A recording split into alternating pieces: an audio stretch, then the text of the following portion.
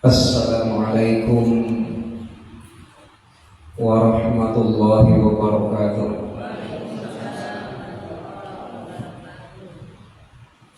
Bismillahirrahmanirrahim. Alhamdulillahilladzi ja'ala al-laila wan-nahara khilfatan liman arada ay yazakkara aw arada syukura. Asyhadu an la ilaha illallah wahdahu la syarika lah, allazi khalaqal mauta wal hayata liyabluwakum ayyukum ahsanu amala. Wa asyhadu anna Muhammadan abduhu wa rasuluh da'iyan ilallahi biiznihi wa sirajan munir. Ilahi anta maksudi wa ridha matlubi, a'tini mahabbataka wa ma'rifataka wa a'tini ma'aka abada.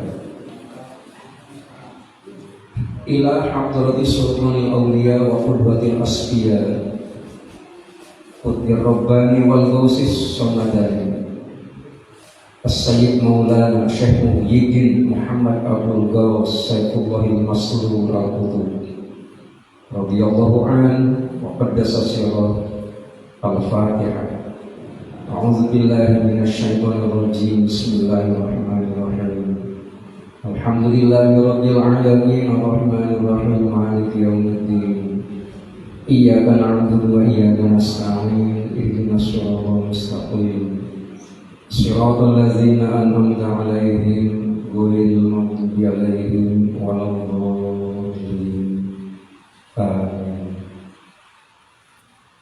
Yang mulia Profesor Dr. Kiai Haji Muhtarom MA, Wakil Kafir Syekh Mursyid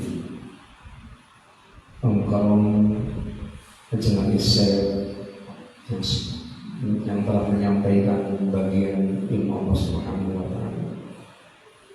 Yang berbahagia pemangkuan akib keluarga besar Masjid Baitul Syahid Ikhwan Ahwat, baik yang hadir dari syahid ataupun yang sedang mengikuti acara khidmat ilmiah di seluruh penjuru dunia yang saya cintai, yang saya banggakan. Kita sering mendengar ungkapan dari Syekh Mursyid, sudah tidak ada waktu lagi untuk tidak bersyukur. Karena dalam bingkai thariqah syukur itu hukumnya wajib. Tidak ada syukur yang hukumnya sunat.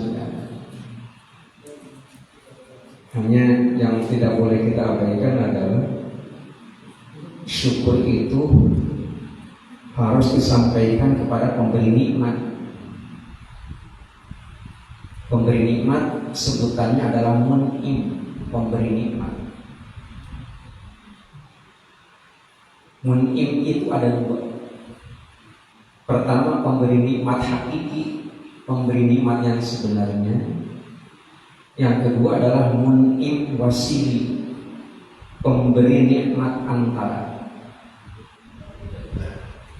Contoh begini, kita patut bersyukur pertama kepada Allah Subhanahu wa Ta'ala yang telah menjadikan kita sebagai manusia. Jadi bersyukurnya kepada Allah Subhanahu wa Ta'ala. Tetapi kan kita lahirnya ke dunia juga kan tidak langsung diciptakan oleh Allah Subhanahu wa Ta'ala ujuk-ujuk dan ayah, kan tidak begitu. Jadi melalui kedua orang tua kita. Orang tua kita itu disebut sebagai mun'im wasili, pemberi nikmat antara. Makanya tidak heran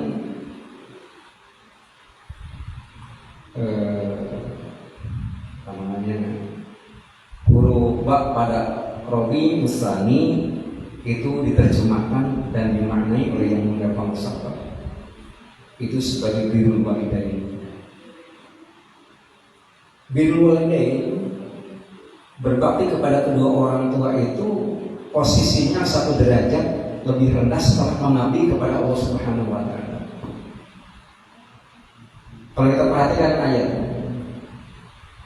surat Luqman, surat Luqman ayat yang ke-15 mengatakan begini, wa wassaynal insan biwalidayhi hamalathu ummuhu wahnan ala wahnin wa bisaluhu bi'amain anishkur li waliwalidayka ilayyal masir.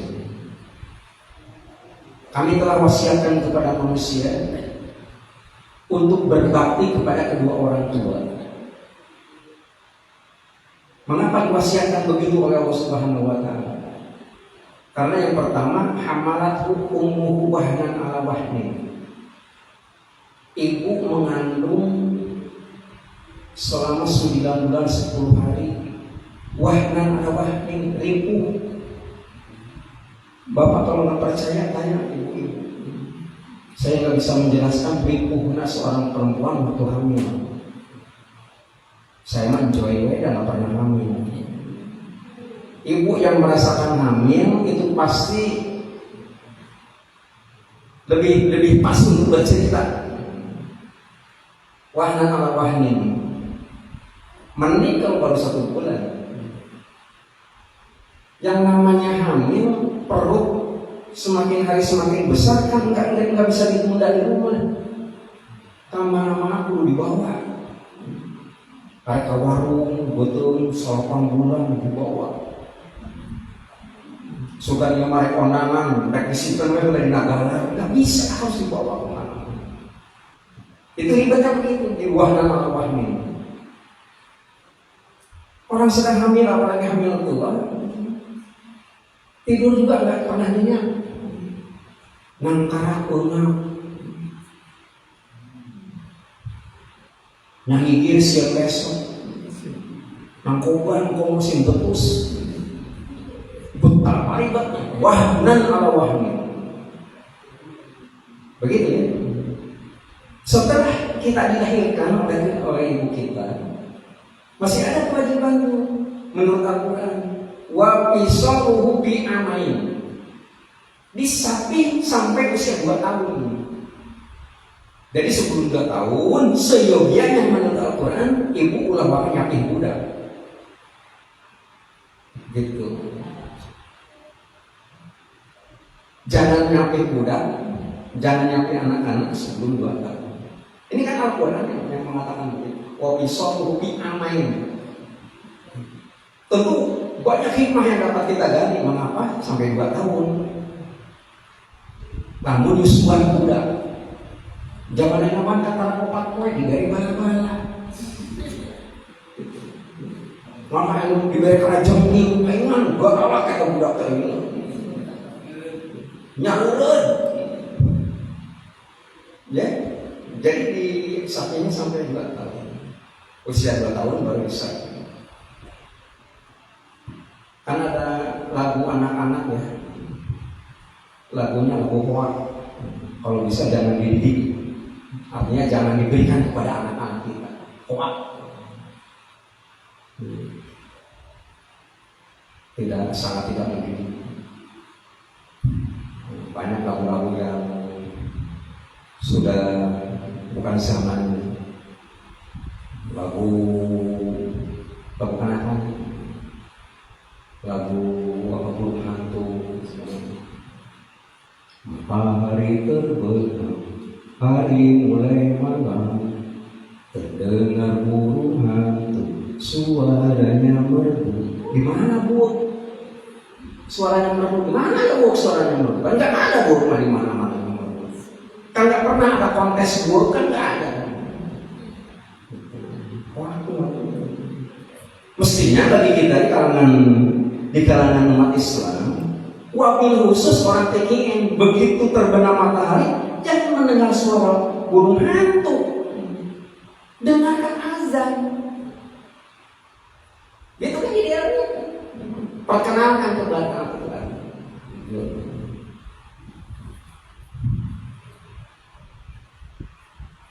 Balongku ada 5, rupa-rupa warnanya. merah kuning kelabu, merah muda dan biru, meletus balon hijau dan hatiku sangat kacau. Cek kurang malaman betul sih, gimana kalau kacau hati? Itu kan tidak mendidik sama sekali begitu. Atau melihat sama kasih balon harganya. Jadi kalimat-kalimat semacam begitu sangat tidak relevan. Kita tidak tahu, kita pun perlu menghargai karya seorang penulis lagu. Tapi kalau dilihat itu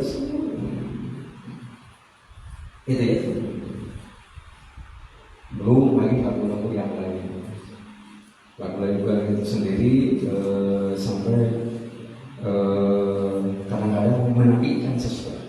Banyak proses disebutin satu-satu. Nah jadi dipisahnya selama 2 tahun itu sendiri karena apa? Karena pada usia itu yang dibutuhkan adalah asupan-asupan yang sangat bergizi. Yang paling cocok adalah ASI. Itu bukan susu formula. Lagian kan ASI gratis dari Allah Subhanahu wa Ta'ala. Bukan susu formula. Gitu. Barangkali dilihat dari sisi ilmu kesehatan itu lebih banyak manfaat. Nah, ujung daripada ayat ini menyebutkan anishkurli wali walidaika ilayal masir. Untuk apa kita diwasiatkan oleh Allah Subhanahu wa Ta'ala untuk berbakti kepada kedua orang tua? Karena ujung-ujungnya anishkurli, yang pertama, agar bersyukur kepadaku, kata Allah. Dalam artian bersyukur kepada Allah Subhanahu wa Ta'ala. Setelah bersyukur kepada Allah Subhanahu wa Ta'ala, yang kedua ada lagi mengungkapkan syukur kita kepada siapa? Wali-wali dari ilayal masir, kepada kedua orang tua kita. Gitu. Jadi mengungkapkan terima kasih kepada kedua orang tua itu posisinya satu derajat lebih rendah setelah mengabdi kepada Allah Subhanahu wa Ta'ala. Betapa tingginya nilai seorang tua dalam pandangan agama. Tadi Profesor Muhtarom menginfokan ada proyek umroh gratis.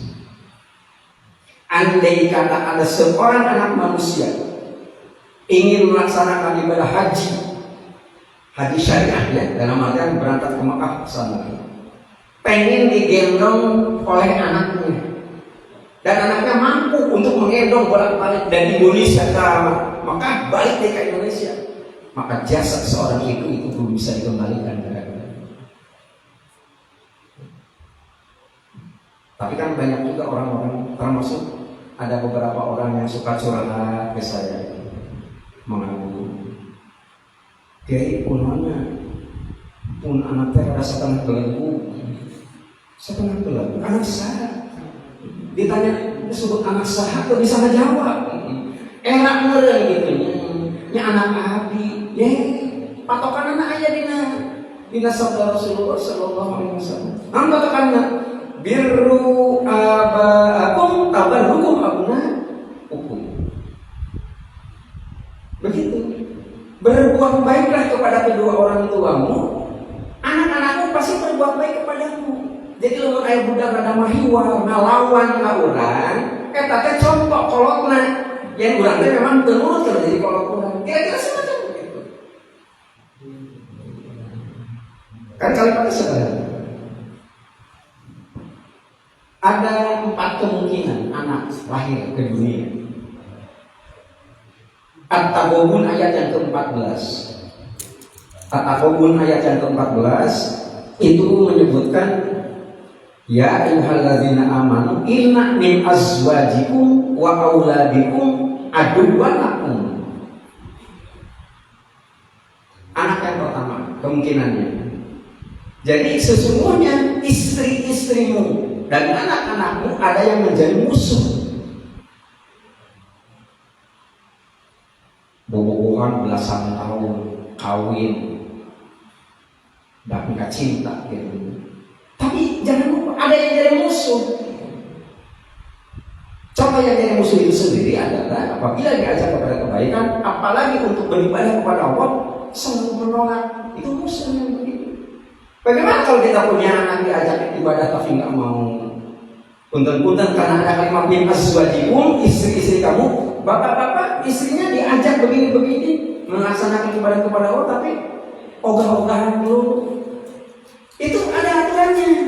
Ini Al-Quran kata Gobun ayat 14. Inna min azwajikum wa auladikum. Harus bagaimana kan kalau sudah menjadi musuh begitu? Fahzaruhum, buang, pijen, tong dilewat, dibuang. Nah tentu dibuangnya bukan ke tempat sampah gitu ya, dibuang ke lembaga-lembaga pendidikan gitu. Kan kira-kira bisa mampu gitu. Yang pertama. Yang kedua, karena kita bersyukur nih kepada Allah dan kepada kedua orang tua. Yang kedua adalah ayat 15 At-Taghabun.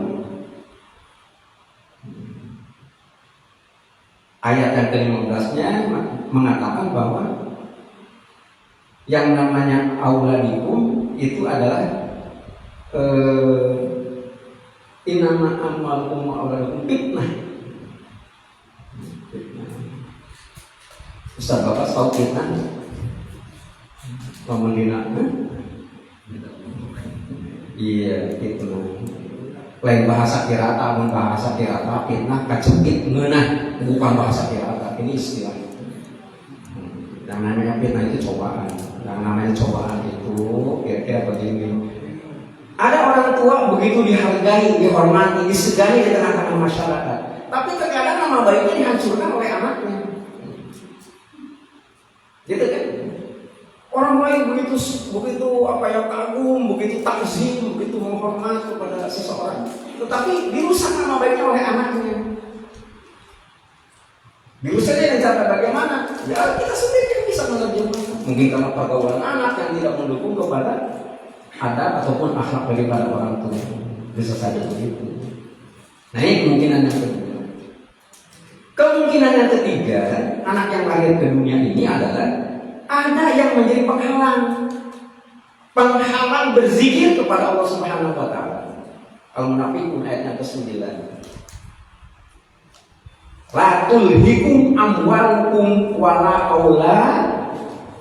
La tulhikum amwalukum wala auladukum an zikrillah.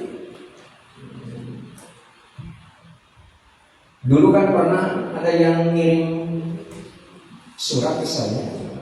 Zaman suratnya nih pada zaman HP encan. Kiai kalau disampaikan atau kepada stasiun televisi swasta itu kalau menayangkan film-film yang disukai oleh anak-anak itu jangan pas waktu maghrib. Maghrib itu kan waktunya sholat, kemudian waktunya ngaji anak-anak. Karena ini pesan, saya sampaikan juga ke stasiun televisi. Stasiun televisi juga nggak jawab. Jawabannya apa? Bapak, ini kan maghrib itu di daerah Bapak. Di daerah Medan masih siang, Pak. Apalagi di Aceh, maghrib itu 2 jam lagi. Jadi kalau ditayangkan jam segitu, bagi mereka mah belum apa-apa. Coba lihat di Papua, bedanya 2 jam. Kalau kita maghrib, di sana kan sudah isya lewat, sudah selesai ibadahnya. Dipikir-pikir benar memang begitu. Jadi persoalannya akan bergantung kepada kitanya. Mampu tidak kita memutus link bahwa pada waktu kita melaksanakan ibadah kepada Allah Subhanahu wa taala itu harus bisa menyetop semua aktivitas yang kira-kira bisa menjadikan seseorang, terutama anak-anak, itu menjadi baik.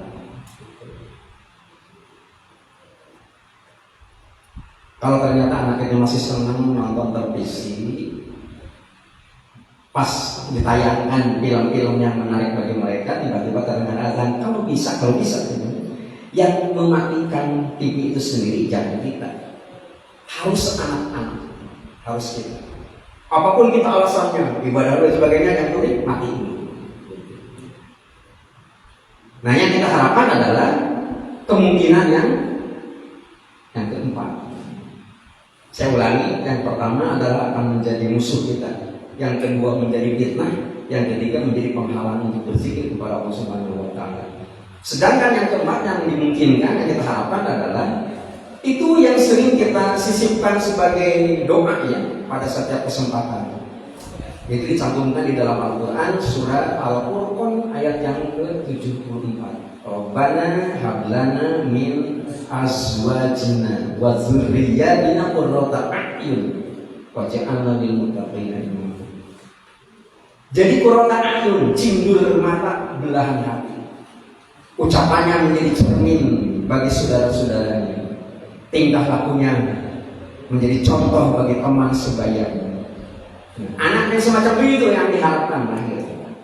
Nah sudah barang tentu kalau manusia lahir ke dunia dalam keadaan fitrah, yang berarti itu adalah bagaimana caranya mengatasi milieu, mengatasi lingkungan. Fa inna abawahu yuhawidani aw yunassirani aw yumajisani. Bisa saja kedua orang tuanya itu kuat peranan untuk menjadikan mengarahkan anak ini menjadi apa. Makanya sangat berbahagia bagi bapak ibu yang sudah betah dan sudah mendapatkan bimbingan dari para syekh mursyid. Itu tidak ada lagi peluang yang kira-kira bisa mengarahkan kepada hal yang tidak baik. Semua itu bisa dijadikan baik. Ada langkah-langkah ini. Dan ini merupakan salah satu anugerah dari Allah Subhanahu wa Ta'ala, dan ini patut untuk disyukuri. Dari syukur tetap kepada Allah Subhanahu wa Ta'ala sebagai mun'im hakiki, tetapi pada saat kita mampu untuk mengamalkannya, amalia-amalia itu, amalia-amalia yang dalam bingkai TIN itu, maka sebagai mun'im wasi adalah Syekh Mursyid kita yang mulia Hadratus Syekh Sahabat Awas radhiyallahu anhu. Makanya kepada beliau itu bukan setengah-setengah, tapi sifatnya wajib untuk berterima kasih kepada kita. Mungkin itu saja yang dapat kita bincangkan pada malam hari ini, meskipun tidak terlampau sistematis. Mudah-mudahan bermanfaat bagi kita. Paling tidak kita bisa tahu apa yang harus kita lakukan dan apa yang harus tidak kita lakukan agar hari ini bisa lebih baik daripada kemarin. Mengamini doa paten mursyid kita, Allah berkahi semuanya, Allah berkahi segalanya, Allah berkahi selamanya. Dengan karunia guru agung yang mulia Prof. Awas Al-Fatihah. A'udzubillahi minasyaitonir rajim. Bismillahirrahmanirrahim. Alhamdulillahirabbil alamin warrahmanir rahim maliki yaumiddin. Iyyaka na'budu wa iyyaka nasta'in. Ihdinas siratal mustaqim. Shiratal ladzina an'amta 'alaihim ghairil maghdubi 'alaihim waladdallin. Amin. Sekian kurang lebihnya mohon maaf. Assalamualaikum warahmatullahi wabarakatuh. Allahumma sholli ala nabiyyina